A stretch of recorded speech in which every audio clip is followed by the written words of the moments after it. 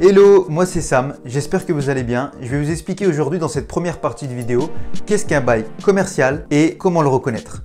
C'est parti!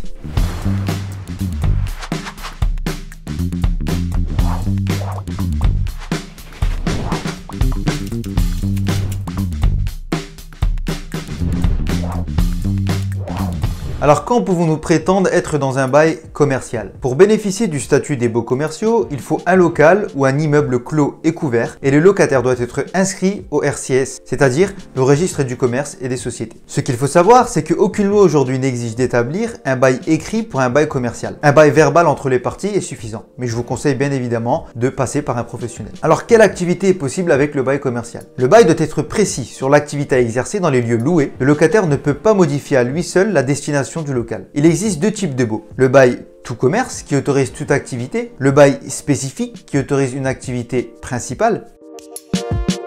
Alors, une déspécialisation est-elle possible? Oui, c'est possible. Une déspécialisation partielle et totale sont possibles. La déspécialisation partielle permet de rajouter à l'activité de base une activité connexe ou complémentaire, par exemple la vente de poulet pour une charcuterie ou la vente de confiserie pour une boulangerie. Dans la demande, il doit être notifié par le locataire la nouvelle activité qu'il souhaite exercer et doit être transmise au propriétaire par lettre recommandée accusé de réception ou par acte huissier. Le propriétaire dispose de 2 mois pour répondre. Le délai passé, son silence vaut acceptation. En cas de refus, le locataire peut porter l'affaire devant le tribunal de grande instance de là où se trouve son local. La déspécialisation totale ou plénière, qui permet de changer complètement d'activité, fait l'objet de 3 conditions d'exécution. Premièrement, une crise économique concernant la branche de l'activité du locataire. Deuxièmement, l'activité qui devient plus assez rentable. Et troisièmement, la nouvelle activité qui doit être compatible avec le caractère, la situation et la destination de l'immeuble. De même que la déspécialisation partielle, une demande qui notifie la nouvelle activité doit être transmise au propriétaire par lettre recommandée accusé de réception ou par acte d'huissier. Le propriétaire a 3 mois pour répondre au locataire. En cas de refus, il se doit d'exprimer un motif. Le locataire a encore une fois le droit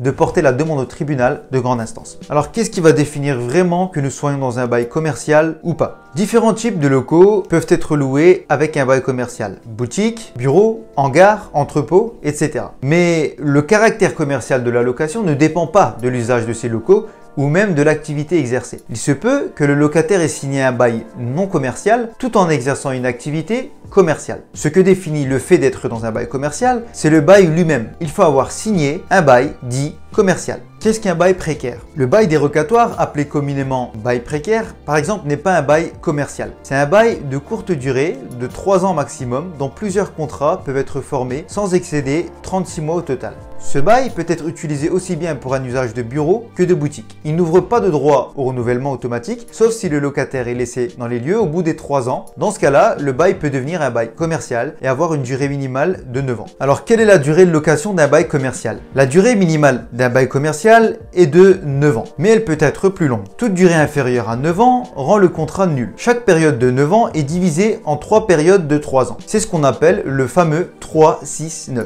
Nous allons y revenir. Alors, combien est le montant d'un dépôt de garantie dans le bail commercial? Eh bien, tout simplement, il est fixé librement entre les deux parties à la signature du bail. Alors, l'état des lieux est-il obligatoire? Les états des lieux d'entrée et de sortie sont obligatoires. À défaut des états des lieux à l'amiable, l'état des lieux est établi par huissier de justice à frais partagés entre les deux parties, c'est-à-dire entre le bailleur et le locataire. En l'absence d'état des lieux, le local sera présumé avoir été reçu, mais aussi restitué en bon état. Et le dépôt de garantie devra être restitué intégralement au locataire. Alors, le loyer, comment ça marche? À la signature du contrat, le loyer est libre. Le propriétaire n'est pas tenu par le loyer du locataire précédent ou par des loyers de référence. Le loyer peut être révisé au terme de chaque période de 3 ans. C'est ce qu'on appelle une révision triennale. Au moment où le bail arrive à renouvellement et aussi en cas de clause recette, mais aussi en cas de clause d'échelle mobile. Quelles sont les obligations du locataire? Il doit être indiqué dans le bail quelles charges et réparations lui incombent. Il doit respecter la destination des lieux à moins d'obtenir une déspécialisation, sinon son bail pourra être résilié par le propriétaire. Et il doit utiliser les lieux, comme on dit communément, en bon père de famille. L'entretenir pour pouvoir le rendre dans l'état où il était arrivé. Et il n'est pas tenu de réparer les dégradations dues à la vétusté. Qu'est-ce qu'une clause d'exclusivité? Lorsque le bail contient une clause d'exclusivité commerciale, le propriétaire des murs s'engage à ne pas louer louer à un locataire exerçant la même activité. La clause de non-concurrence constitue l'engagement du propriétaire lui-même de ne pas exercer une activité concurrente à celle de son locataire. Cette clause doit être limitée dans le temps et dans l'espace. Il est conseillé de mentionner précisément les activités couvertes par cette exclusivité. Alors, qu'est-ce qu'un fonds de commerce? Un fonds de commerce, c'est une somme réglée par le repreneur du fonds qui est composé de matériel marchandise, ce qu'on appelle éléments corporels, et aussi des éléments incorporels tels que un droit au bail, clientèle, enseigne, etc. Le fonds de commerce est un ensemble d'éléments qu'un commerçant affecte à une exploitation commerciale. Alors, qu'est-ce qu'un pas de porte? Un pas de porte, c'est un droit d'entrée dû au propriétaire des murs lors de la conclusion du bail. Il est librement consenti entre les deux parties. Il peut être considéré comme un supplément de loyer, c'est-à-dire pour compenser la hausse du loyer qui ne suit pas la valeur locative des locaux, ou une contrepartie pécuniaire d'éléments de nature diverse, avantages commerciaux fournis par le bailleur par exemple, ou bien une somme représentant la dépréciation de la valeur vénale des locaux et de la propriété commerciale.